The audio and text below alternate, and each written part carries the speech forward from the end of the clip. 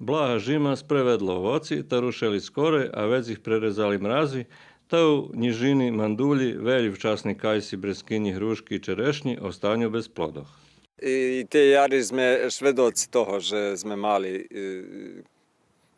čudni vremenski priliki, hej, neočekivani za naše podneblje. Mali sme, hej, jedan period suši, pa sme mali vecej mrazni noci, co najvecej napravilo problemu u tih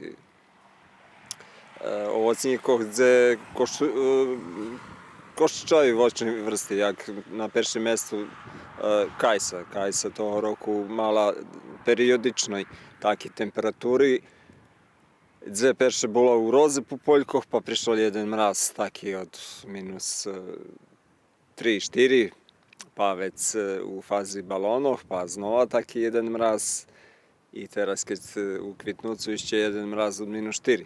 Škodi on mrazu mož zopred zos antifrost sistemami, ukurjovanjom i zos cheminima mirami, ale ljem keď mraz nje mocni i keď nje tirva dluho, a te ja režim na haba prinjeslo dluhotirvaci mrazi.